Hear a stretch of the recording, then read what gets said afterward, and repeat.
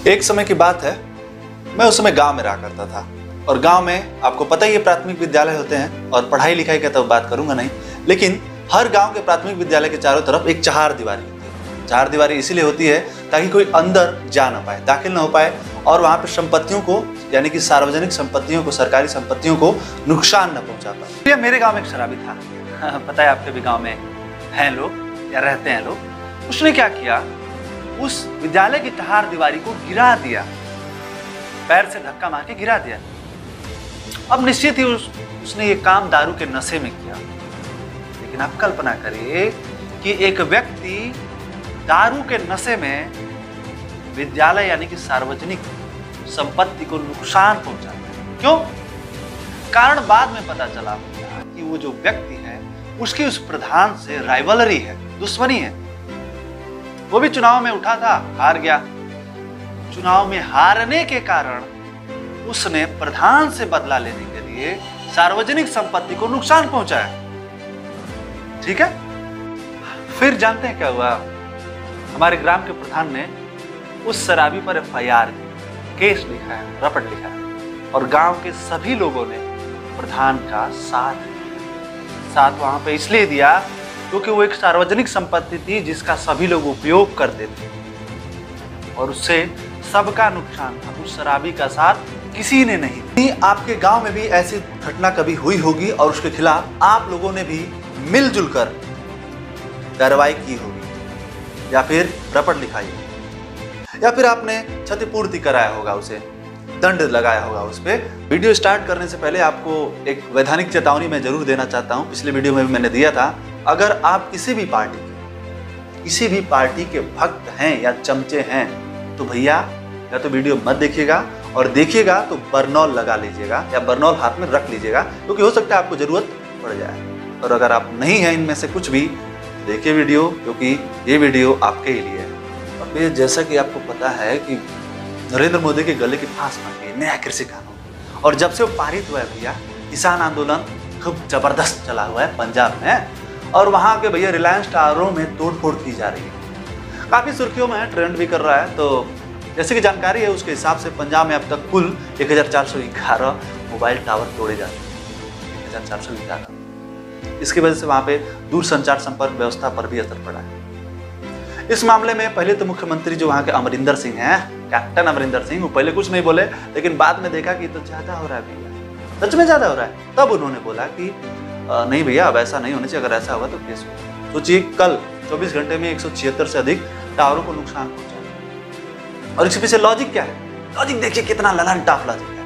वो कह रहे कि भैया जो कृषि कानून है उसमें मुकेश अंबानी और गौतम अडानी जैसे उद्योगपतियों को लाभ होगा, इट्स अबाउट फ्यूचर, भविष्य में होगा भैया, और इसलिए भैया हम सारा का सारा टावर तोड़ देंगे, एकदम अंबानी को गरीब कर देंगे। हालांकि यह साफ है कि मुकेश अंबानी और गौतम अडानी से जुड़ी कंपनियां जो भी हैं वो कोई भी फसल नहीं खरीदती। और भी बताइए, इसमें बात निकल के आ रही है कि ज्यादातर जियो और दूरसंचार उद्योग के साझा बुनियादी ढांचा सुविधाओं से जुड़े टावरों को क्षति पहुंचाई गई। वहीं टावरों को नुकसान पहुंचने से दूरसंचार सेवाओं पर भी असर पड़ा है। बिल्कुल ऑब्वियस सी बातें होगा ही। तो इसी के मद्देनजर वहां के मुख्यमंत्री बर्दाश्त जब नहीं हुआ तो उन्होंने शुक्रवार को प्रदर्शन कर रहे किसानों को से इस तरह की गतिविधियों से दूरी बनाए रखने की अपील कर दी। उन्होंने कहा कि जिस संयम के साथ किसान आंदोलन करते आए हैं उसे बरकरार, सच में संयम के साथ। सवाल उठते हैं मुख्यमंत्री जी, और सवाल उठते हैं किसान नेताओं पर। देश के हर नागरिक को इस किसान आंदोलन का, तथाकथित किसान आंदोलन का समर्थन करने की जरूरत है। देश के हर व्यक्ति को, जरूरत नहीं कहूंगा, मतलब भाई जरूरत मेरे हिसाब से थोड़ी ना हो सकता है। मैं अगर किसान होता तो मेरा अपना विचार होता। देश के अलग अलग हिस्से में अलग अलग व्यक्ति हैं, अलग अलग उनका लोकतांत्रिक अधिकार है, वो लोग का अधिकार होगा, उनका मन होगा, तब न जाएंगे कि जबरदस्ती सबको रेल दिए। ऐसा नहीं हो सकता ना। किसान के जो नेता हैं कभी वो ब्राह्मणों को गरियाते हुए देखे जा रहे हैं और ब्राह्मणों को गरिया के और ये बिल वापस कराने के बारे में एकदम कटिबद्ध दिखाई दे रहे हैं। और देखिए रहे वहाँ पे शर्जील इमाम है, चाहे जो भी खालिस्तानी हैं, उनका फोटो ले लेके और उन्हें जेल से छोड़ने की या फिर उनसे देशद्रोह का मामला हटाने की जबरदस्त अपील करते करते किसान आंदोलन को सफल बनाने का प्रयास किया जा रहा है। दूसरी खबर है कि भारत देश के एक ऐसा राज्य है जहां पर जय श्री राम का नारा लगाने पर केस हो जाता है। आप कल्पना करिए, देश का एक ऐसा राज्य जहां पे जय श्री राम का नारा लगाने पे आप पर केस कर दिया जाता है, सामाजिक सौहार्द बिगाड़ने का आरोप लगाते हैं। कल्पना करिए, भारत देश में अगर कोई पार्टी जीतती है और उस पार्टी के जीतने की खुशी में अगर कोई जय श्री राम का नारा लगा देता है या छत्रपति शिवाजी का फोटो लगा देता है, क्या उस पर सामाजिक सौहार्द बिगाड़ने का केस किया जा सकता है? जी हाँ, ये बात सच है और ये हुआ है केरल में। वही केरल जहाँ का लिटरेसी रेट 100% है। 100% लिटरेसी रेट होते हुए भी वहाँ पता नहीं कैसी व्यवस्था है, मुझे तो नहीं पता है कि अन्य राज्यों की तुलना में सर्वाधिक इस समय भी कोरोना के केस बढ़ते जा रहे हैं। केरल की पुलिस ने 17 दिसंबर 2020 को बहुत सारे भाजपा कार्यकर्ताओं पर एक विशालकाय बैनर फहराने के लिए मामला दर्ज कर दिया। किस लिए भैया? तो ये जो बैनर है वो पलक्कड़ म्युनिसिपल कॉर्पोरेशन की इमारत पर फहराया गया था इसलिए। और इस बैनर पर क्या लिखा था? जय श्री राम लिखा था। जैसा कि आप वीडियो में देख पा रहे हैं, यह घटना केरल के स्थानीय निकाय चुनाव में हुई भारतीय जनता पार्टी की जीत के बाद हुई थी। वहां पे भारतीय जनता पार्टी की जीत हुई और इसलिए पलक्कड़ म्युनिसिपल सचिव बालाराम द्वारा की गई शिकायत यही उसका कारण बनी। बाद में पुलिस ने भाजपा कार्यकर्ताओं पर मामला दर्ज किया। कल्पना करिए, शिकायत के दौरान सचिव ने यह भी कहा था कि इस घटना के जरिए वहां पे सामाजिक सौहार्द बिगाड़ने की कोशिश हुई थी। बुधवार की बात है, 16 दिसंबर 2020 था। उस दिन तमाम भाजपा कार्यकर्ता म्युनिसिपल कॉर्पोरेशन की इमारत के बिल्कुल ठीक सामने केरल के स्थानीय निकाय चुनाव में मिली जीत का जश्न मना रहे थे। जश्न मनाने के दौरान क्या क्या होता है? इस दौरान मौके पर भाजपा समर्थित नारे लगाए जा रहे थे बिल्कुल, और वहां पे पोस्टर भी लगाए गए। विचार करिए, एक ऐसा राज्य जहां पे 100% लिटरेसी का दावा किया जाता है, उस राज्य में वहां के मुख्यमंत्री का ये हाल। और तीसरी खबर है भैया, एक ऐसे राज्य से जहां का मुख्यमंत्री केवल आलोचना किए जाने पर 10 लाख के मानहानि का केस कर देता है। और केस किस पे? आम आदमी, हमारे और आप पर।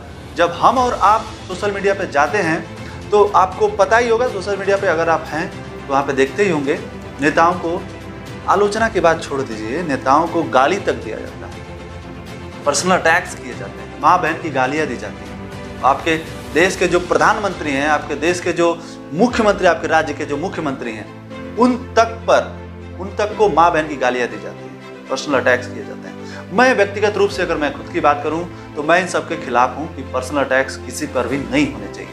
लेकिन कल्पना करिए, क्या उन व्यक्तियों पर 10-10 लाख के मानहानि का केस किया जाना उचित है केवल इसलिए क्योंकि वो आप पे पॉलिटिकल कमेंट कर रहा है, आपको गाली भी नहीं दे रहा है और ना ही आप पर कोई व्यक्तिगत टिप्पणी कर रहा है। जय महाराष्ट्र।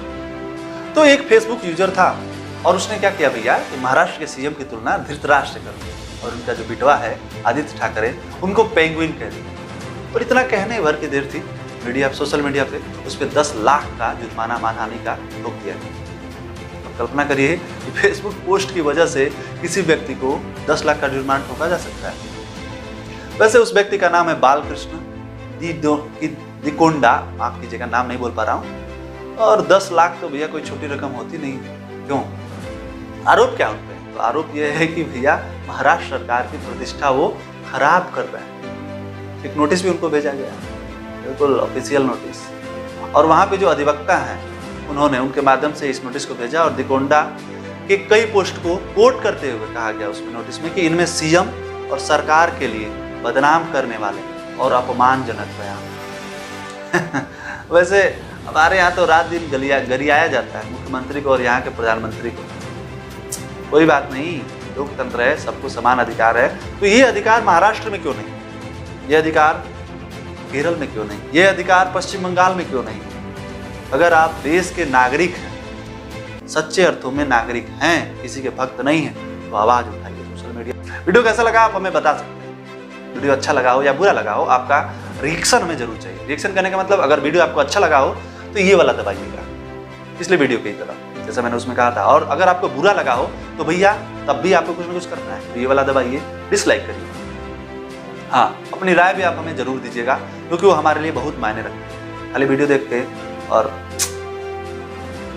चक्कर मत होइए। नमस्ते, जय सिया राम।